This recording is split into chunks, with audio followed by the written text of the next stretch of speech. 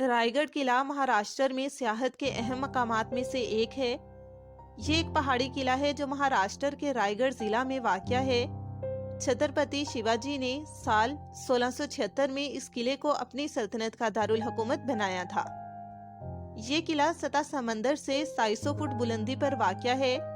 یہ سہیادری پہاڑی سلسلہ میں واقع ہے اور تقریباً 1450 سیڑھیوں کی ایک لمبی دوری ہے جو قلعہ کی طرف جاتی ہے۔ موجودہ دور میں اس جگہ کی سیر کے لیے آنے والے سیاحوں کی سہولت کے لیے رسی کا راستہ بنایا گیا ہے، جس سے سیاحوں کو قلعہ کی چوٹی تک پہنچنے میں مدد ملتی ہے۔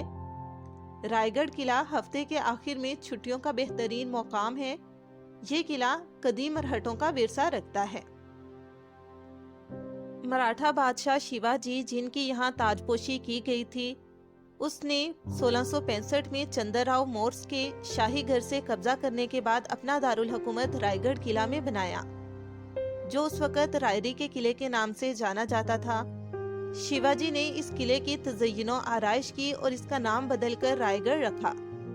اس قلعے کی بنیاد میں 2 انتہائی اہم گاؤں پیچھٹ اور رائے گڑھ واری واقع تھے اور مرہٹہ دور حکومت میں پچاد گاؤں میں 10,000 گھڑ سوار دستے ہمیشہ کھڑے رہتے تھے۔ 1679 میں مغلوں نے اس قلعے پر قبضہ کر لیا اور اورنگزیب نے اس کا نام بدل کر اسلام گڑھ رکھ دیا۔ 1765 میں رائے گڑھ قلعہ برطانوی ایسٹ انڈیا کمپنی کے مسلح مہم کا ہدف تھا، جس نے اسے سمندری قزاقوں کے گڑھ کے طور پر دیکھا اور اس طرح 1818 میں بمباری کر کے تباہ کر دیا اور اسے اسی کے حوالے کر دیا۔ مرکزی محل لکڑی کا استعمال کرتے ہوئے تعمیر کیا گیا تھا، جس میں سے صرف بنیاد کے ستون باقی ہیں۔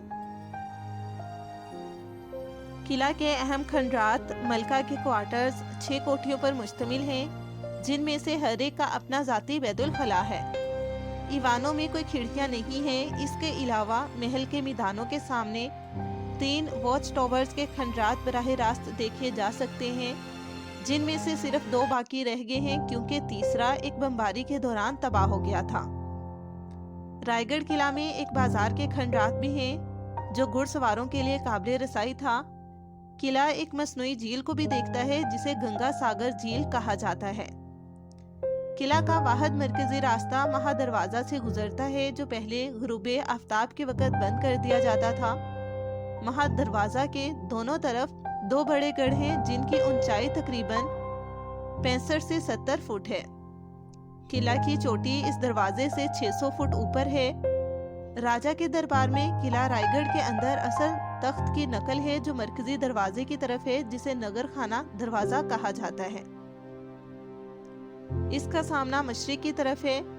یہیں پر شیواجی کا راجیابھیشیک ہوا تھا۔ اس دیوار کو صوتی طور پر دروازے سے تخت تک سماعت میں مدد کے لیے ڈیزائن کیا گیا تھا۔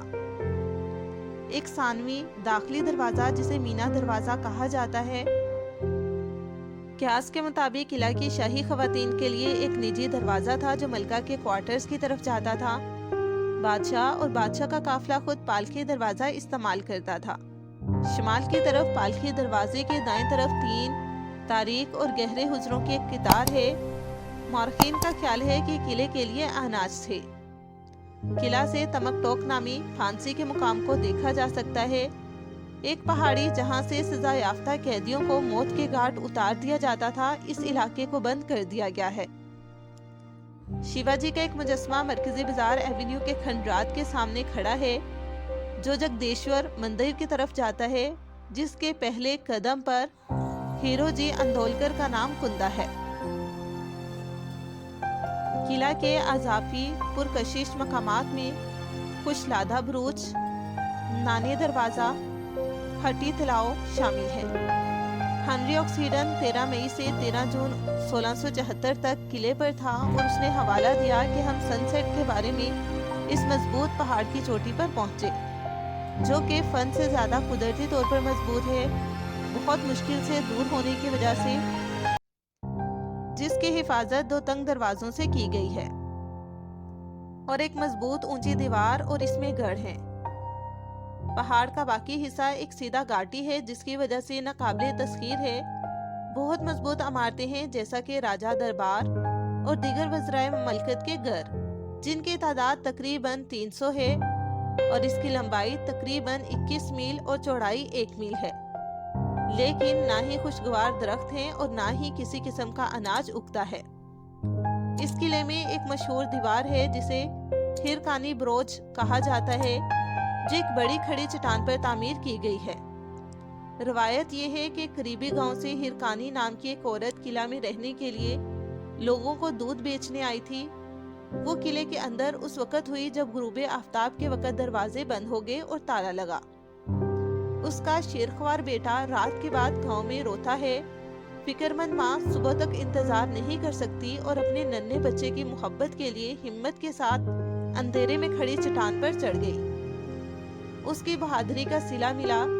उसकी हिम्मत और बहादुरी की तारीफ में छत्रपति शिवाजी ने इस चट्टान पर हिरकानी गढ़ बनवाया।